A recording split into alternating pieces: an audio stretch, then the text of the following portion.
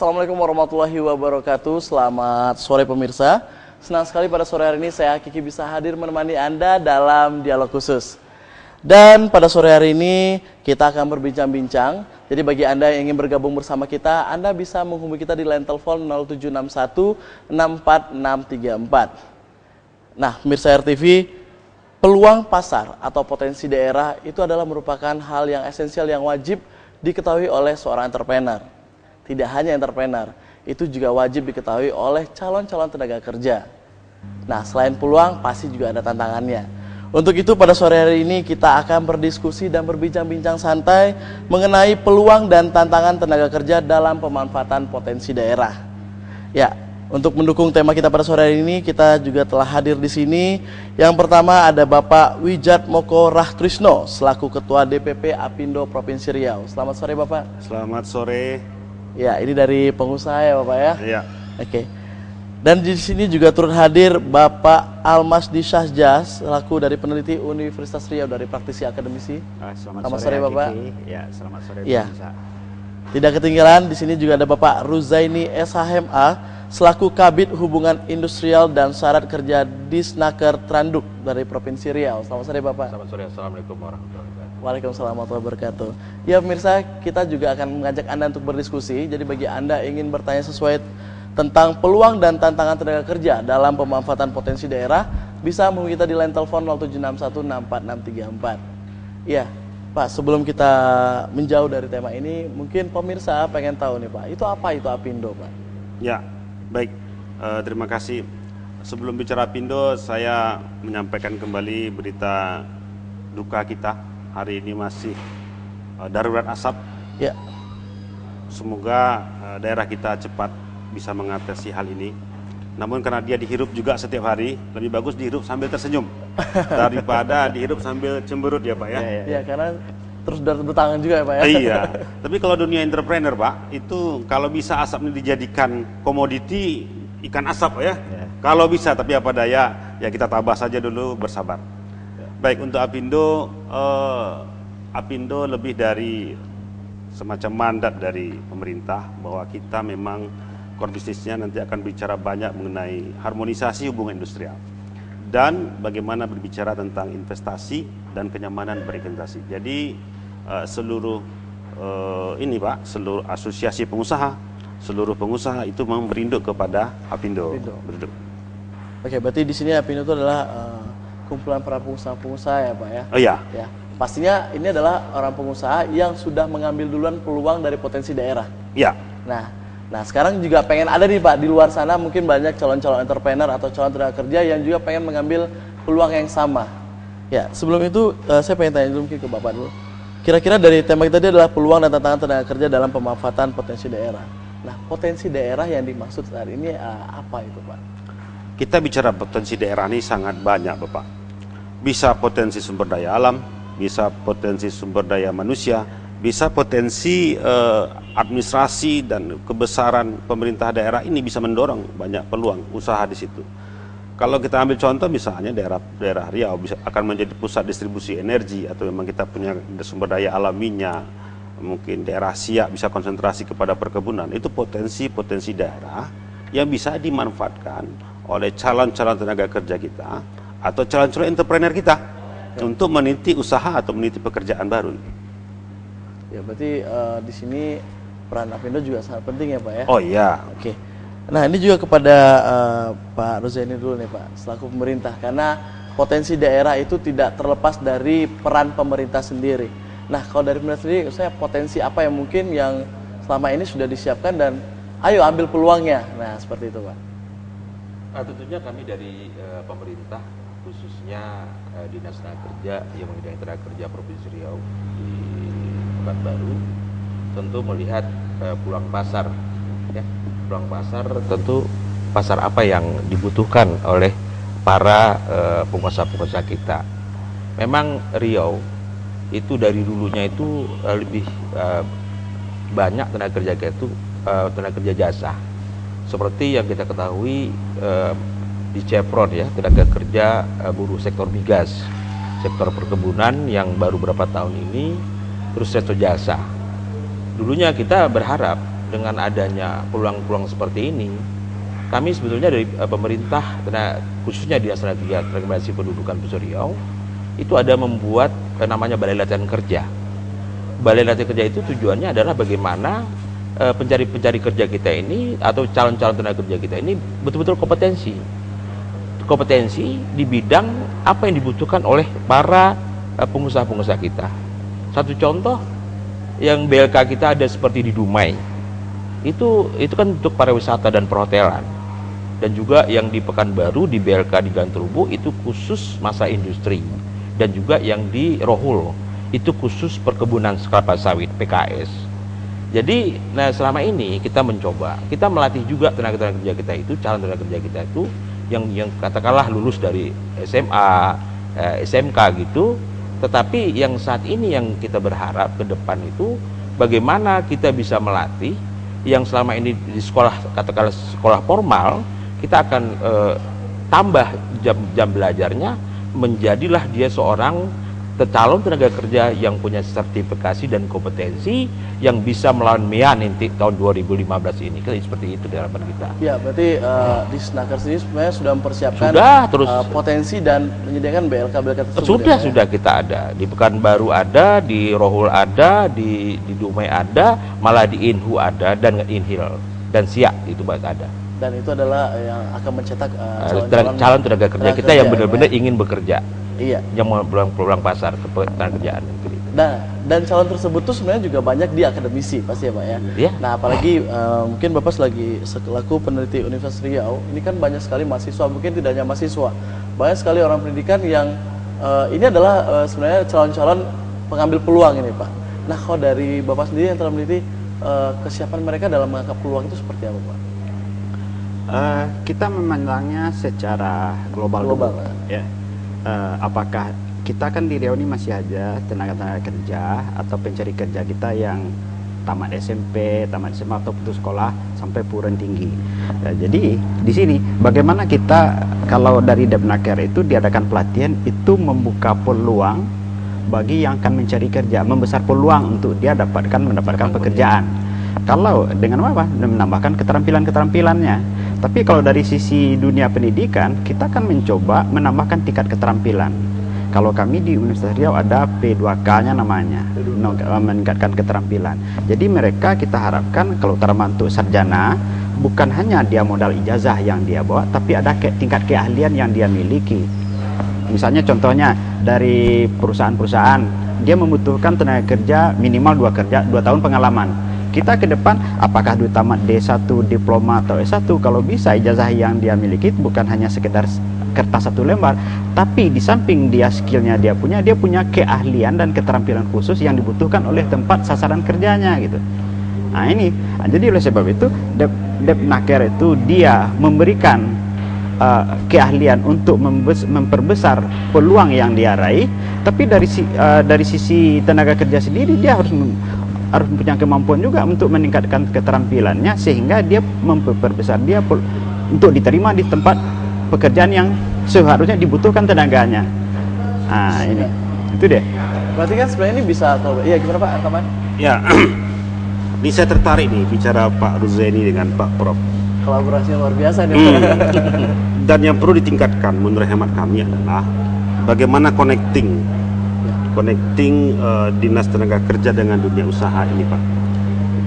Sepertinya kan nampak kita ada supply labor yang berlebih, tapi pengusaha itu masih kesulitan mencari tenaga kerja yang dibutuhkan sesuai dengan spesifikasi Pak. Ya. Tidak mudah loh mencarinya, meskipun sudah buka iklan misalnya. Dan juga Pak Prof, bahwa university katakan bisa mencetak tenaga skill. Saya memberikan perumpamaan sederhana saja. Karena IQ dalam dunia usaha nih Pak Gigi, karena IQ seseorang itu diterima bekerja di perusahaan, tapi karena EQ seseorang itu dipromosikan. Ya. Jadi emotional maturity, kematangan emosional pekerja itu menentukan dia sukses atau tidak. Pintar di perusahaan perlu, tapi bagaimana dia membangun teamwork itu lebih bisa lagi, lebih kuat lagi. Artinya apa? Kita membutuhkan tenaga kerja itu yang kuat dalam menghadapi tekanan kerja, tidak mudah marah apabila menghadapi tekanan kerja, tidak mengambil keputusan kala marah, bisa membangun teamwork. Ini adalah pada tataran emotional maturity. Maka Pak Prof, ada langkah bijaknya jika ada terobosan nanti dalam dunia pendidikan kita, atau Pak Jen sebagai Disnaker, itu adalah bagaimana merancang suatu program yang bisa menstimulus, mempercepat orang-orang ini mempunyai kematangan emosional yang kuat.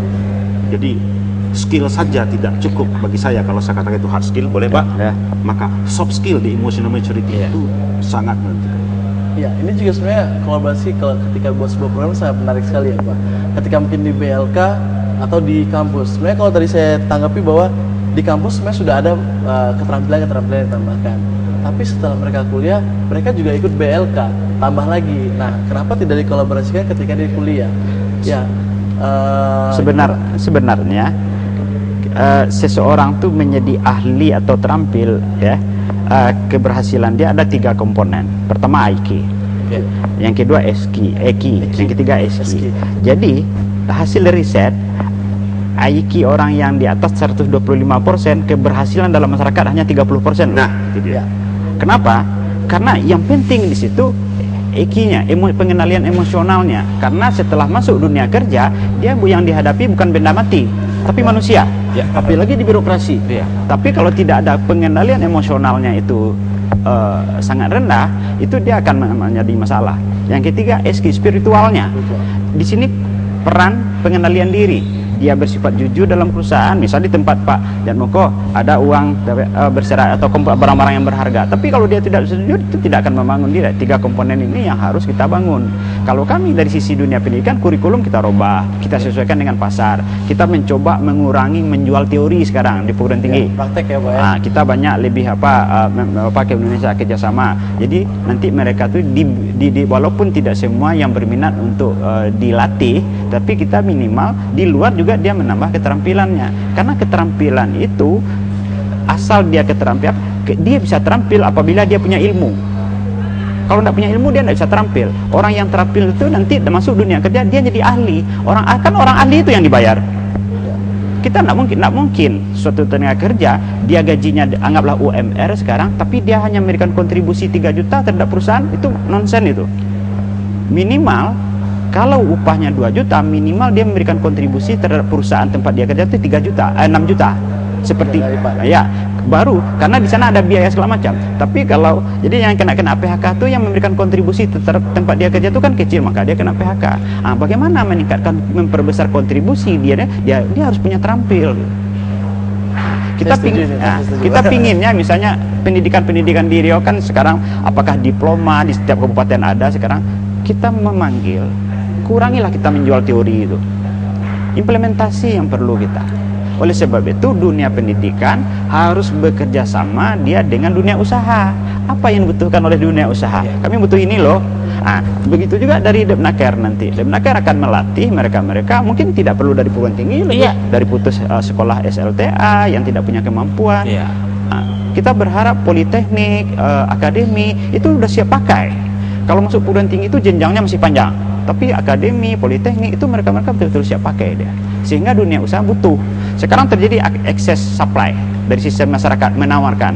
Dari satu sisi terjadi demand stagnan umpama. Sehingga pengangguran inilah yang harus diselesaikan oleh Depnaker untuk memperbesar peluang meraih kerja. Nah, ya, berarti kan apa yang disampaikan oleh Mbak Wijamoko tadi, ini ada sebuah kolaborasi program yang kalau bisa diadakan gitu Pak. Jadi misalnya kayak di BLK itu mereka sudah dikasih guru-guru keterampilannya, tapi mungkin dari Apindo yang masuk sebagai guru pengusaha itu atau tenaga kerja itu tidak hanya sekedar keterampilan, tapi keseharian seperti apa. Mungkin ada sharing-sharing oleh tenaga kerja yang berprestasi.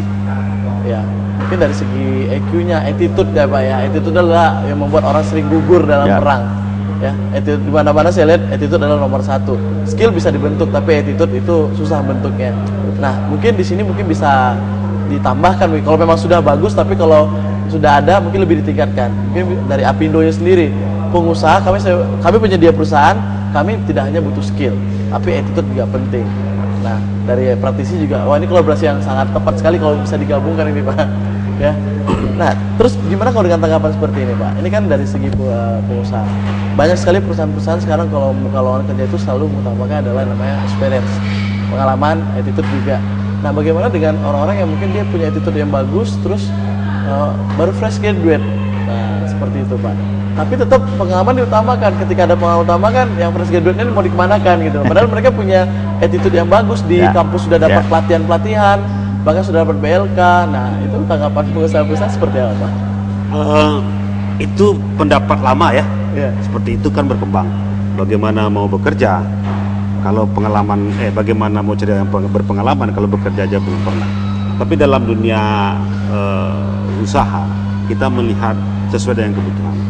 Kadang kalau di tingkat fresh graduate kita butuhkan dengan keahlian tidak banyak, tapi sistemnya adalah backup support. Kita masih merekrut tenaga-tenaga fresh graduate dengan asumsi bahwa tenaga fresh graduate ini belum banyak pencemaran nih, Pak. Ya. Masih murni, masih punya idealisme tinggi. Ada bagusnya loh. Masih punya idealisme tinggi, semangat kerja tinggi. Dia belum punya komparasi terhadap perusahaan lain.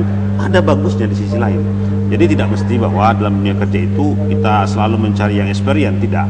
Tapi bahwa orang-orang yang memiliki banyak kualifikasi tambahan, seperti ada tambahan kursus, menguasai komputer lebih baik, itu memang lebih diperhatikan. Ya, berarti bisa dibilang ini program sangat bagus sekali ya, Pak ya. Iya. Terutama di BLK nih, Pak. Nah, kira-kira Pak, mungkin pemirsa juga pengen tahu, BLK ini sudah lama berdiri, sudah banyak. Nah, ada mungkin sebagian pemirsa yang nggak tahu, emang dari hasil BLK itu mereka kemanakan gitu, Pak. Nah, mungkin ini perlu juga jawab.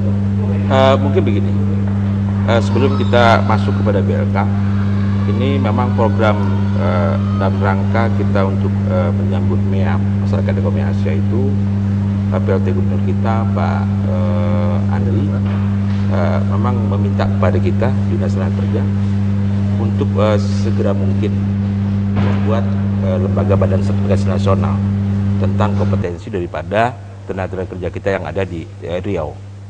Jadi yang selama ini itu yang kita latih itu kan dasar, istilahnya pelatihan dasar bagi di BLK itu tenaga kerja, makanya teknik mesin, teknik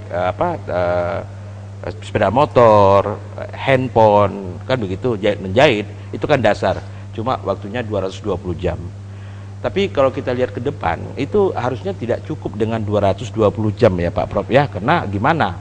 Sementara kan kita banyak sekarang ini pencari kerja kita tuh bukan ada pencari kerja yang terbuka, ada yang tertutup.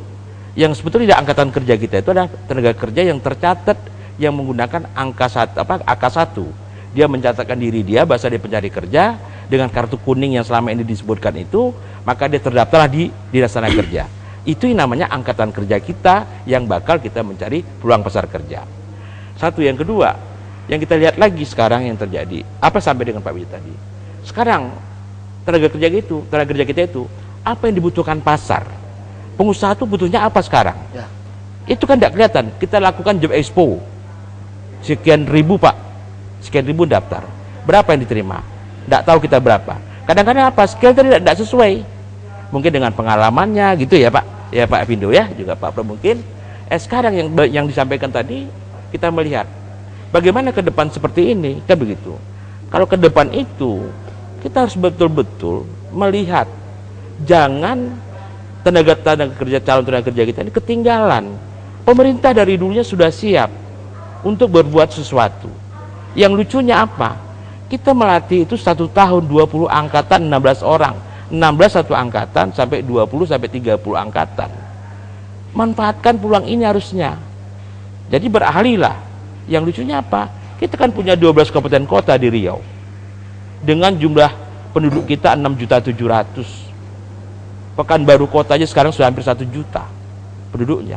Berapa pencari kerja kata Prof tadi yang tercatat di kota Pekanbaru? Sampai 32.000 Pak Prof ya, pendidikan bawah SD. Kan sedih kita ke nomor itu. Ya belum SMP, belum yang sarjananya. SMK di Pekanbaru itu 1.800 setiap tahun tamat SMK. Mau dikemanakan? Apa cukup dengan ijazah SMK tanpa terampil? Ini satu tantangan bagi kita, bagaimana kita bisa memajukan orang-orang ini.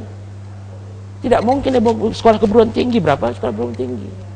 SMK Masmur, SMK 1, SMK 2 Pak ya Pak ya. Itu tidak semuanya rata-rata ikut maju ke perguruan tinggi. Maka ini harus beralih.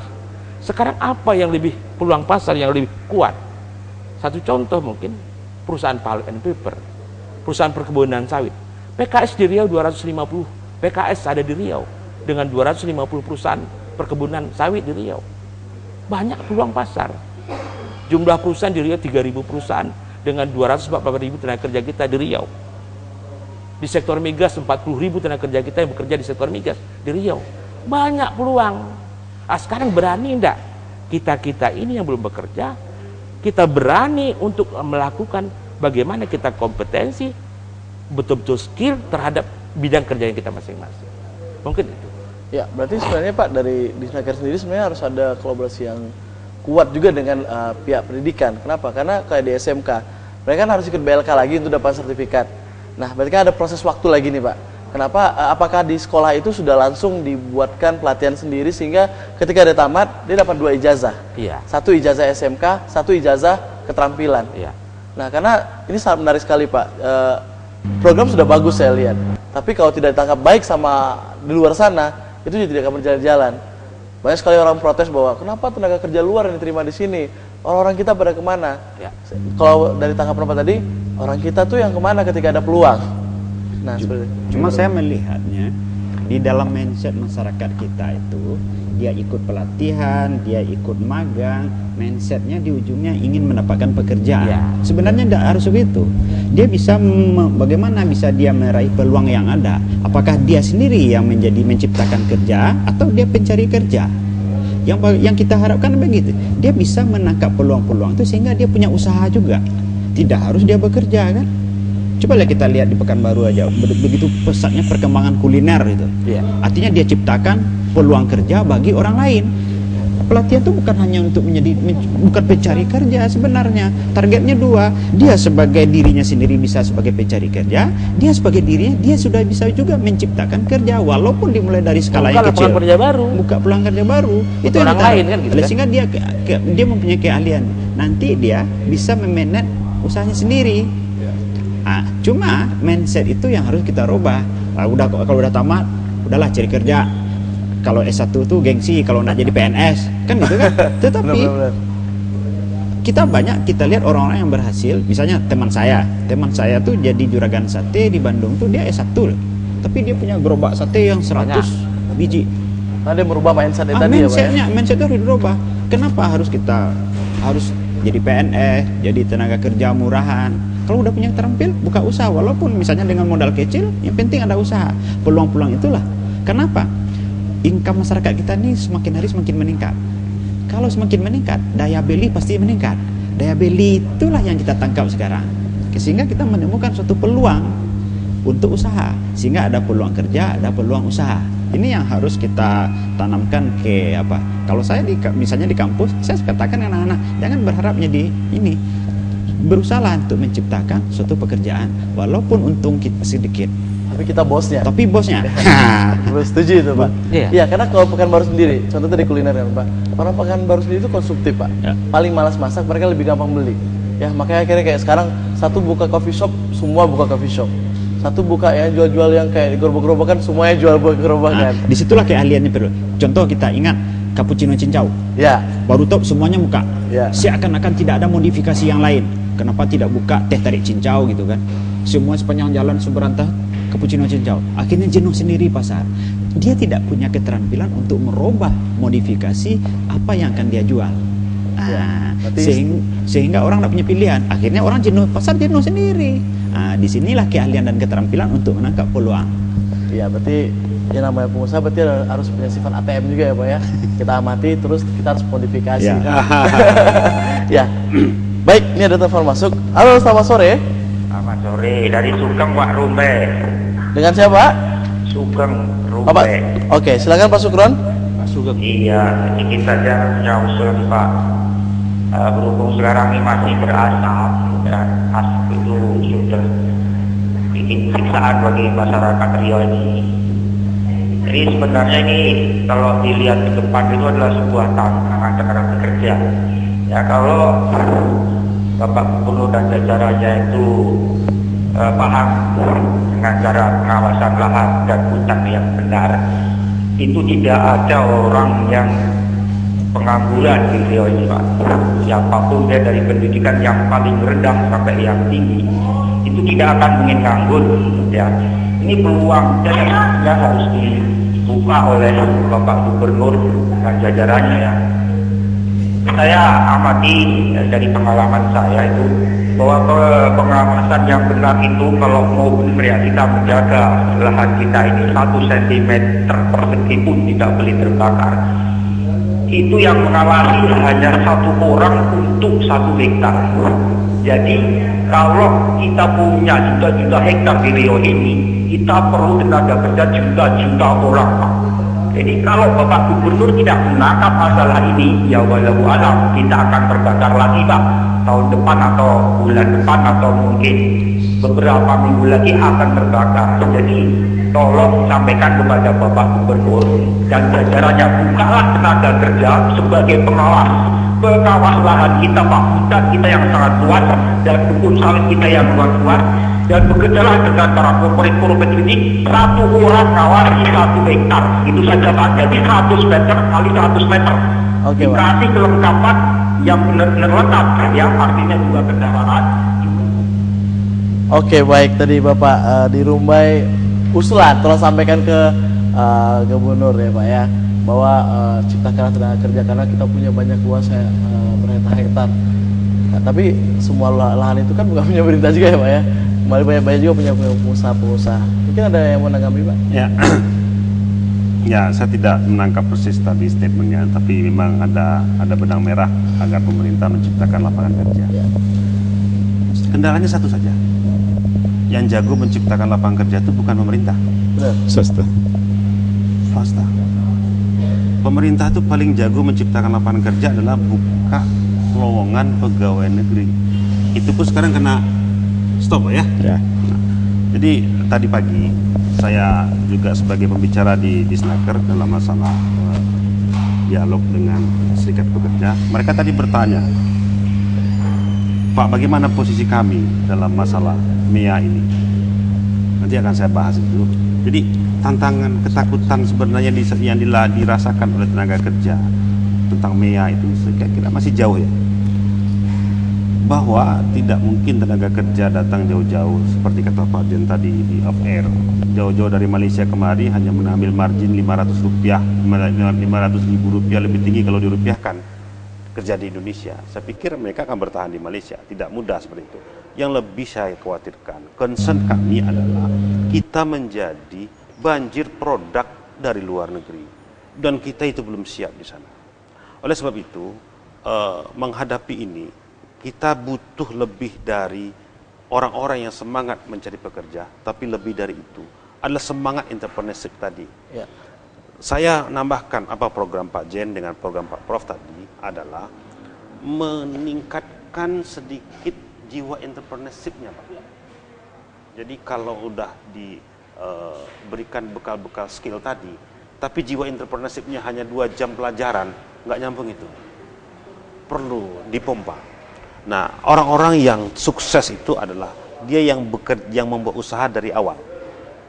Dari awal dia berusaha jatuh bangun, dia modifikasi, buat usaha, dia akan lebih sukses. Jadi poin kami adalah pemerintah tidak akan pernah sanggup menciptakan lapangan kerja. Itu kasih ke Apindo yang bicara-bicara seperti itu. Karena kami yang menciptakan lapangan kerja. Tapi persoalannya adalah tidak Apindo saja pun tidak cukup. Butuh banyak lagi yang bekerja sama. Perlu entrepreneurship baru, dan ini adalah cetakan dari pabriknya pabriknya Pak Jen sebagai cuma jangan skill ini aja Pak, jiwa entrepreneurship-nya saja yang harus ditingkatkan. Satu lagi Pak, Apindo itu bisa menciptakan peluang kerja dan kesempatan kerja apabila kepada mereka itu diberikan kemudahan pemberian izin oleh pemerintah. Itu topik yang lain lagi. Baik, topik itu nanti kita akan bahas di sesi selanjutnya, Pak. Ini kan sepintas kan? Ya. Itu bisa tercipta apa yang bisa diraih kalau ini jadi berikan juga sehingga membuka peluang kerja itu untuk yang excess supply sekarang tuh bisa ditekan dengan catatan seperti tadi. Kan Saya punya ide menarik nih sama Pak Jen ini. Hasbi, Idenya bisa ditahan dulu Pak. Kita akan kembali dulu setelah pesan-pesan berikut ini ya Pak ya. Nah baik pemirsa, kita akan kembali lagi setelah pesan-pesan berikut ini.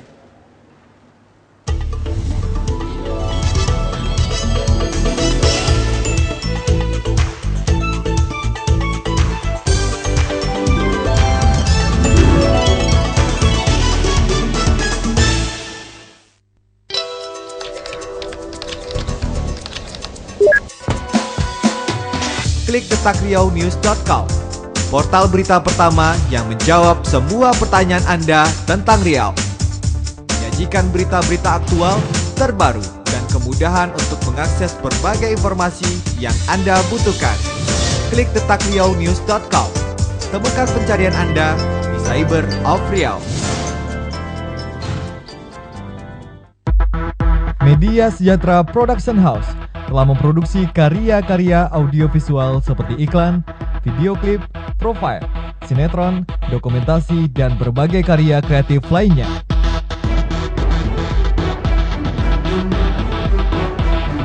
Media Sejahtera Production House siap menjadi mitra untuk memproduksi karya audiovisual dan berbagai karya kreatif untuk kebutuhan bisnis Anda.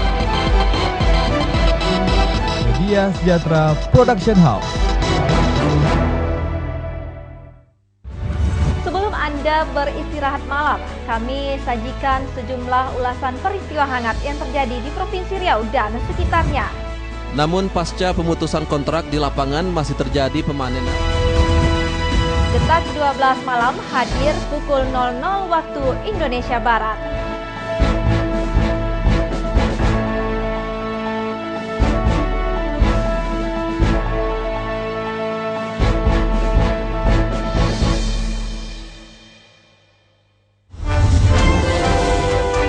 Berbagai peristiwa terkini, teraktual, dan terpercaya kami rangkum dalam Detak Riau Malam. Kami hadir untuk menyajikan informasi serta peristiwa di Riau dan sekitarnya. Saksikan Detak Riau Malam setiap hari.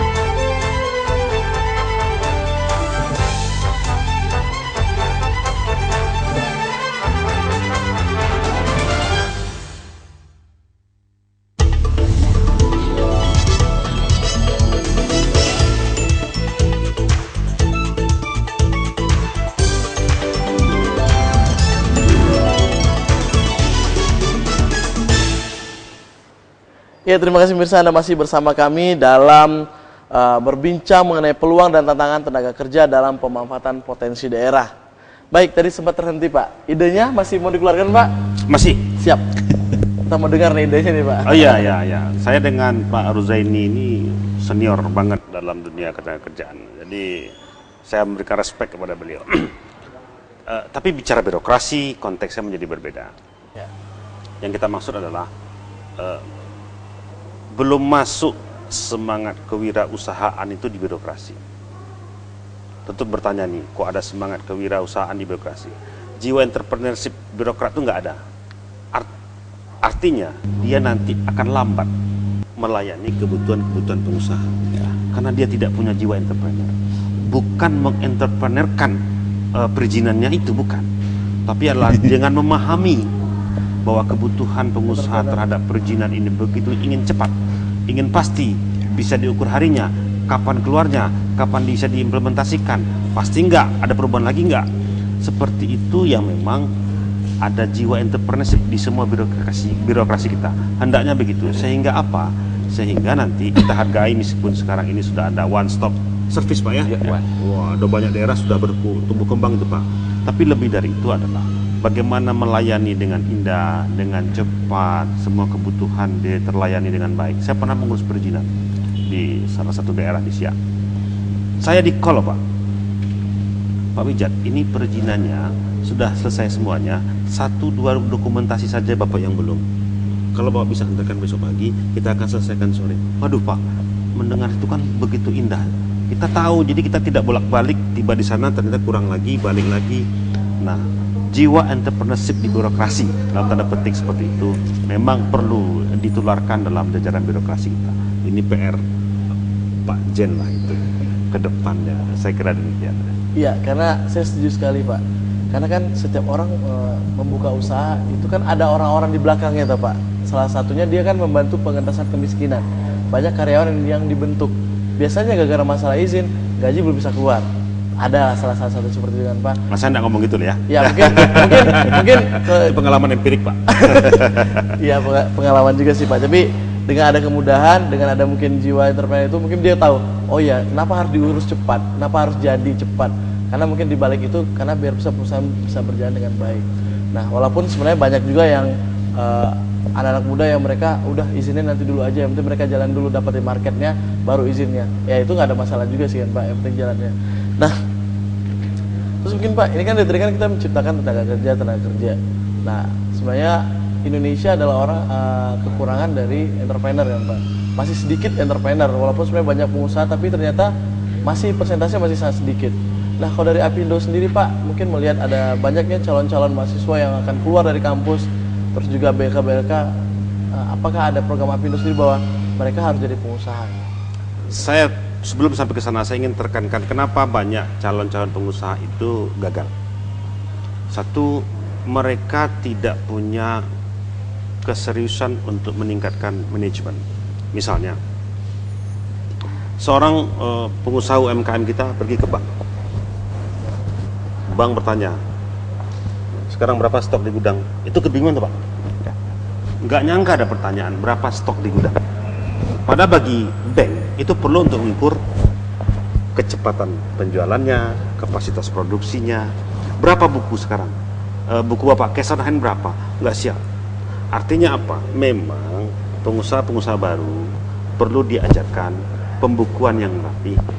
Nggak usah auditif dulu deh, tapi pembukuan yang rapi. Bisa mempelajari buku dengan baik, lalu berkembanglah, mungkin packagingnya ditingkatkan, sehingga nanti akses ke perbankan juga siap menyambutnya. Jadi tidak banyak reject. Oleh sebab itu pengusaha jarang cepat berkembang karena dia tidak bisa akses ke perbankan langsung. Kenapa? Kekurangan dari pengusaha lokal itu sendiri. Nah ini yang perlu diperhatikan. Ada apa program Apindo? Apindo punya Apindo Training Center, dan saya tadi banyak mendapatkan satu masukan dari anggota kami yang di bagian UMKM bahwa perlu semacam inkubator Pak, inkubator untuk entrepreneurship ini. Cuma konsepnya sedang kita perdalam dulu sehingga mulai dari bisnisnya dimulai berkembang, bisa akses ke perbankan, mentornya dan seterusnya itu perlu dibuat suatu program khusus. Tapi nanti akan kita bekerjasama dengan dunia akademisi pendidikan dengan Pak Jen sebagai dunia dari pemerintahnya, sehingga berbagai aspek kita bisa masukkan. Tapi jujur saya akui Apindo belum bisa mencetak langsung pengusaha baru dalam arti Apindo yang memulainya. Tapi jika memang ada entrepreneurship, ada entrepreneur baru muncul dan butuh bimbingan, butuh konsultasi, apapun jenisnya, kita di Apindo siap untuk menjembatani, membantu, dan jika mungkin lebih mensukseskan. Iya, karena banyak sekali sekarang yang anak entrepreneur lagi muncul nih Pak ke permukaan. Ya. Tapi ketika mereka muncul, mereka sudah buka usaha, mereka bingung mau ngapain lagi ya setelah omsetnya sudah ada, setelah perputaran udah bagus. Nah kebanyakan nih di Pekanbaru kalau saya lihat mereka buka, contoh tadi Pak bilang Kapujal Cincau, 6 bulan tutup, 1 tahun tutup. Ada satu yang perlu dipahami oleh pengusaha muda itu, misalnya apa? Dia tidak telaten, itu aja. Dia pingin kaya cepat, ingin dapat untung yang cepat, tapi dia tidak perlu, dia nak mau proses. Pengalaman dia jadi pengusaha atau jadi wirausaha itu proses. Ya. Walaupun misalnya dari perguruan tinggi dilatih dia, dari penakir dilatih, sudah ada ini, dia tidak akan mampu, dia yang dia contohkan. Kita boleh cita-cita mencontoh orang yang di atas, tapi proses itu perlu pengalaman itu. Jadi nanti kalau dia jatuh bangkrut, dia tahu di jenjang keberapa dia mulai. Tetapi kebanyakan sekarang pengusaha-pengusaha dia dekat dengan ketiak kekuasaan. Ini yang membuat rusaknya dunia usaha. Di saat kekuasaan ada, dia sukses. Di saat kekuasaan jatuh, dia ikut jatuh. Seharusnya tidak begitu. Dia mengalami proses membangun dirinya sebagai pengusaha atau wirausaha sehingga dia punya pengalaman. Inilah yang diharapkan ke depan kan. Jadi kapan saja dia, misalnya dia mendaki krisis segala macam, dia tidak gentar dia, karena dia udah memahami hal seperti itu. Nah, cuma mindset itu sekarang pingin cepat. Nah, jalan pintas dianggap pantas. Nah, inilah dia. Makanya perlu yang 3 tadi. Ekinya, spiritualnya. Kan itu. Keberhasilan itu kan pertama dia ada potensi, yang sudah ada peluang, yang ketiga baru keberuntungan. Keberuntungan bukan dia yang menentukan, Tuhan yang menentukan. Tetapi untuk mendapatkan keberuntungan, potensi harus ada dulu. Karena ada potensi, inilah dia mendapatkan kesempatan. Nah, yang 3 ini kan terbangun. Jadi keberhasilan itu 3. Nah, kata kuncinya nanti di terakhir keberuntungan. Nah, itulah nasib bagi dia. Tuhannya yang menentukan lagi. Kalau dia punya Tuhan. Kalau di SQ-nya bagus, itu juga akan bagus ya Pak. Ya makanya apalagi saya lihat di Apindo ada training centernya. Itu adalah suatu peluang yang bisa dimanfaatkan. Karena banyak sekali yang mereka buka usaha, tutup. Karena mereka juga nggak tahu. Oh, buka usaha, contoh kamu cincau. Mereka sembarangan buka. Mereka nggak tahu kalau posisi tempat juga menentukan. Terus juga mereka lihat, oh mereka itu gampang, omsetnya bagus. Mereka nggak lihat mungkin flashbacknya. Ya segmen pasar dia harus tahu juga. Iya. Sasarannya mah. Contohnya dia buka usaha, anggaplah dia buat lipstick dengan bahan baku yang sama, tempat menjualnya di mana? Kalau di pasar Panam dia jual cukup harga 5.000. Tapi kalau dari tempatnya di mall bisa 15.000, 20.000, padahal barangnya sama, kan itu masalahnya. Segmen yang dihadapi itu dia harus tahu. Iya, sekali itu Pak. Mungkin saya sedikit menanggapi yang disampaikan oleh pihak Apindo. Tadi kan kita bicara masalah wirausaha ya.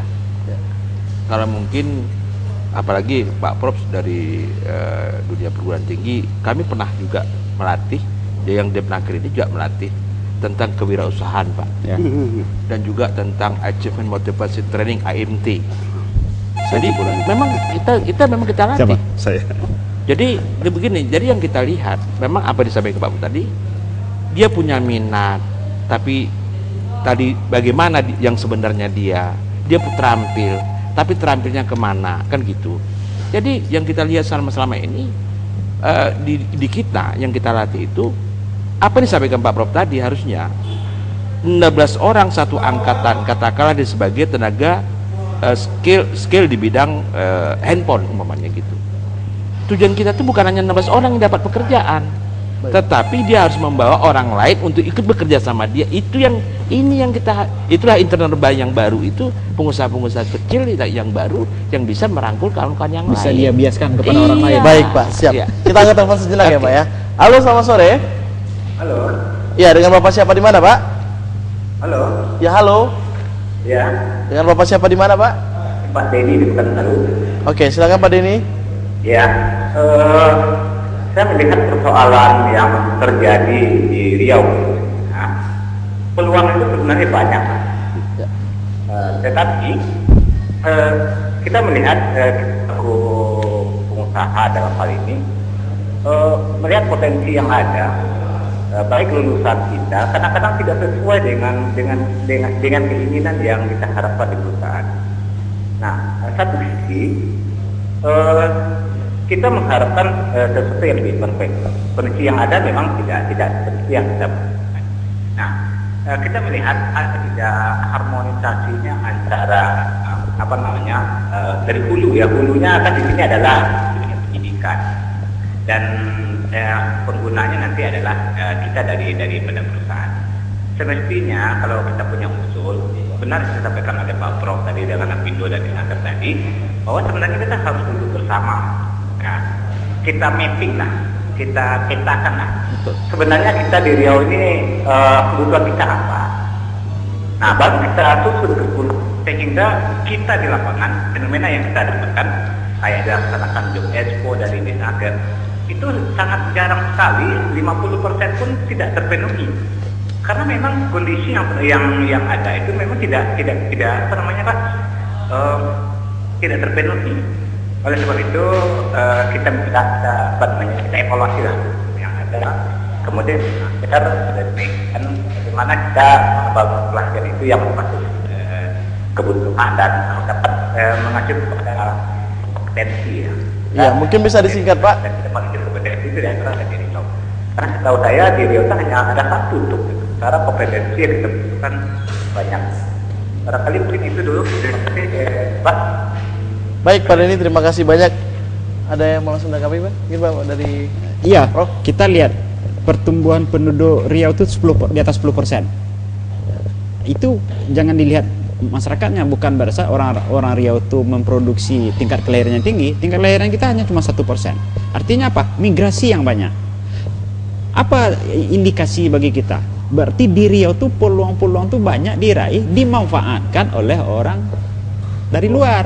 Nah, sekarang untuk mengantisipasi itu apa? Kita sendiri di daerah hanya harus meningkatkan keterampilan angkatan-angkatan kerja kita, terutama alumni akademi atau yang putus sekolah, kita tingkatkan sehingga dia mempunyai keahlian dan keterampilan sesuai dengan sasaran dia. Misalnya dia yang dimasalahkan kan keterampilan kita tuh kadang-kadang tidak fokus. Contoh sederhana, sekarang di mana masuk butuh komputer. Ya. Yang dibanggakan hanya pandai komputer, tapi yang dibutuhkan bagaimana mengendalikan komputer, itu yang butuh sekarang. Memprogram komputer ya. Buat sistem. Buat sistem. Iya. Sehingga dia komputer itu bukan hanya sekedar dipakai, dia kendalikan. Sehingga kebutuhan di dunia usaha dia itu mempercepat, meningkatkan tingkat efisiensi kerja dengan sistem. Semuanya sekarang sudah dianalogkan, didigitalkan. Iya, Pak. Semuanya digital. Apakah sekedar kita hanya memakai Excel, Word itu aja dibanggakan? Tidak akan bisa. Dia harus bisa membuat program, membuat sistem sehingga tingkat efisiensi pada dunia kerjanya tinggi. Nah, kan gitu. Nah, keterampilan itu yang diharapkan. Begitu juga di Depnaker mungkin di apa nanti. Kita misalnya kalau ada keterampilan peningkatan servis mesin, itu kan tidak mungkin pula. Sementara sekarang mesin mobil sudah digital semuanya. Ya. Tapi kalau masih zaman-zaman mobilnya, zaman-zaman bahola aja itu yang dibongkar pasar mengasan, sehingga dia akan membuat daya saingnya rendah. Coba kita lihat, semuanya sudah main digital semua. Di Depnaker siap nggak itu kan gitu kan? Iya. Oleh sebab itu saya sependapat dengan penanya tadi, Bapak apa? Pak Denny. Pak Denny, terima kasih Pak Denny, bahwa sebenarnya memang perlu peta jalan roadmap yang jelas ini, Pak. Iya. Jadi saya dorong dunia perguruan tinggi dulu nih sebagai pionir terdepan, menggandeng pengusaha, bermitra dengan pemerintah. Sebenarnya potensi ekonomi daerah kita itu sudah kita petakan tuh per kabupaten kota. Iya. Jadi kita tidak bisa bicara lagi umum. Bicara Pekanbaru, industri apa yang paling dibutuhkan ya Pak Jen? Oh, kuliner, skill apa yang perlu dibutuhkan? Begitu terus, tiap kabupaten kota sudah ada.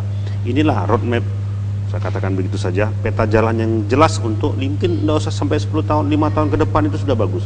Sehingga apa yang dikhawatirkan Pak Prof tadi, pertumbuhan ekonomi kita yang tinggi tidak dimanfaatkan saja oleh orang-orang pendatang. Orang-orang pendatang ini punya kelebihan satu saja, etos struggle for life-nya luar biasa, sehingga kalah nih penduduk-penduduk lokal yang ada di sini. Karena di sini ada orang tuanya, ada segala macam, nggak kerja besok masih makan juga. Kalau pendatang kan nggak begitu.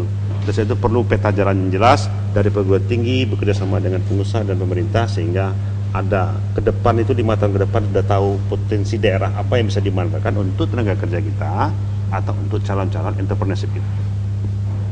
Ya, ini saya setuju sekali Pak. Kalau memang bisa dibuat sebuah kolaborasi, misalnya kayak dari akademisi ini kan bibitnya di akademisi nih Pak, semua ini Pak. Ya, akademisi. Profesornya di sini. Profesornya di sini Pak, ya kan? Nah, profesornya akan membawa arusnya kemana ini? Bisa arusnya ke tenaga kerja, bisa arusnya ke entrepreneurship. Ya. Ketika mereka mau ke entrepreneurship, ada Apindo yang sebagai wadahnya. Ketika dia butuh tenaga kerja, ada BLK yang bawa wadahnya. Karena kalau saya sendiri juga melihat peluang saya banyak sekali. Jujur saya sendiri juga kemarin sering jalan-jalan bawa orang jalan-jalan. Saya ambil peluang, saya dirikan bisnis traveling organizer sendiri. Nah itu saya melihat peluang itu salah satunya. Banyak sekali peluang-peluang yang bisa diland. Mungkin kalau sekedar usul dari saya mungkin Pak, dulu paling sering mengadakan yang namanya event-event saya tahu. Jadi kayak ada lomba entrepreneurship, ada kan banyak instansi-instansi yang mengadakan entrepreneurship, kontes pengusaha muda. Saya juga ikut dulu salah satu finalisnya juga. Mungkin ini lebih diperbanyak di sini Pak. Sehingga adanya saling, dia bisa masuk, saya juga harus bisa masuk tahun depan. Nah jadi ada saling dorong-mendorong bersama teman. Itu mungkin sekedar usul dari saya aja sih Pak. Menarik. Ya. Nah mungkin ini sebelum ini waktunya juga misalnya kita Pak ya. Tapi sebelum kita tutup mungkin ada tambahan atau mungkin masukan pada untuk masyarakat bahwa ini peluang harus diambil dan tantangannya harus dilihat seperti apa. Siapa dulu? Monggo. Oh, Bapak boleh. Terima kasih. Kalau kami melihat peluang dan tantangan tenaga kerja kita di Provinsi Riau ke depan, memang untuk menciptakan suatu katakanlah tenaga kerja yang terampil itu tidak mudah. Memang kita berharap kepada Apindo, dan Apindo kan banyak tuh kawan-kawannya, pengusaha-pengusahanya, dan yang punya dana banyak, dana CSR untuk dalam rangka melatih daripada calon-calon tenaga kerja kita. Dan juga mungkin dari perguruan tinggi nanti kita bisa sharing juga, dan apalagi pemerintah khususnya Provinsi Riau kan gitu. Jadi kita berharap ke depan bersama-samalah kita, baik dari akademisi, dari perguruan tinggi, baik dari Apindo, juga dari pemerintah sendiri Pak ya, Pak Prof ya. Kita gesa. Kita tidak bisa lagi duduk diam, kita harus berlari yang sekarang ini kalau kita benar-benar ingin maju kita untuk ke depan. Mungkin itu aja. Kalau saya sederhana aja. Kita menghimbau kepada pemuda dan jangan melihat tantangannya ke depan, tapi lihatlah peluang yang akan diraih. Kalau kita bisa menangkap peluang, itu tantangan bubar itu. Tapi kalau kita selalu bermenung, ini lawan kita, ini tidak bisa, kita tidak mampu, di sana kalahnya kita, belum maju kita udah kalah bersaing. Oleh sebab tangkaplah peluang itu dengan meningkatkan keterampilan kita. Jangan lihat yang lain itu sebagai tantangan. Oh, mau masuk main segala macam, saya kira itu bukan tantangan. Justru itu peluang yang bisa kita raih bersama mereka. Di mana letak kehebatan kita, kan gitu kan? Orang luar biasa itu orang yang bisa melakukan pekerjaan di mana orang lain tidak bisa melakukannya. Tidak. Baik Pak, mungkin dari Pak Wijat Moko. Ya, jadi saya berpesan kepada yang pertama pencari kerja dulu. Bagi yang ingin berkomitmen menjadi seorang profesional, ketahuilah bahwa skill saja tidak cukup. Perlu IQ dibarengi dengan emosional, spiritual yang kuat, sehingga memang inilah tiang yang dipercaya perusahaan untuk menjadi pimpinan perusahaan di masa depan. Emosional, spiritual itu perlu, tidak hanya skill saja. Bagi entrepreneur, bahwa peluang ini perlu ditangkap dengan cepat. Riau menjadi pusat pertumbuhan Pak ya. Maka perlu ditangkap peluang ini dengan memulai usaha. Kapan? Besok pagi. Harus begitu. Kapan? Besok pagi. Apa saja yang bisa dijual. Cuma memang perlu kalkulasi. Persoalannya adalah tenaga muda kita takut untuk memulai. Jadi takut jatuh. Padahal jatuh itulah yang membuat kita besar. Dan jangan lupa satu hadis Nabi yang sangat berpengaruh. Sesungguhnya 9 dari 10 mata pencarian itu adalah dengan berdagang. Jadi uang itu ada di pasar, ada di pebisnis-pebisnis. 1% saja yang dari kantong untuk membayar karyawan. Jadi hidup ini indah, kita nikmati. Anda mau jadi apa? Silakan sikapi dari sekarang dan lakukan besok pagi.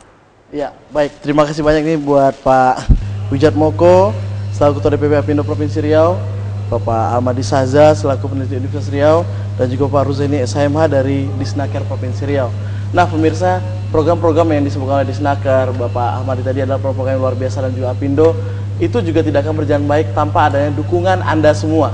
Jadi itu tidak akan berjalan baik dengan Anda semua. Jadi bagi Anda yang ingin mungkin cari kerja atau jadi pengusaha, ayo action dulu, take action, make it happen. Karena apa? Kita harus rubah mindset kita, karena kita adalah apa yang kita pikirkan. Change your world and change your life. Ayo jadi pengusaha.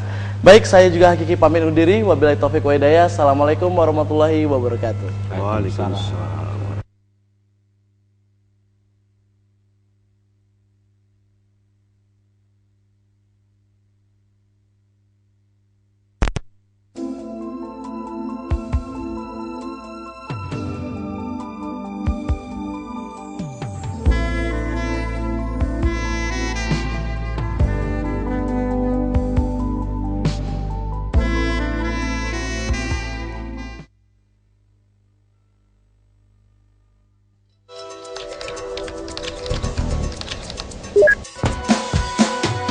Klik detakriaunews.com, portal berita pertama yang menjawab semua pertanyaan Anda tentang Riau. Menyajikan berita-berita aktual, terbaru, dan kemudahan untuk mengakses berbagai informasi yang Anda butuhkan. Klik detakriaunews.com, temukan pencarian Anda di Cyber of Riau.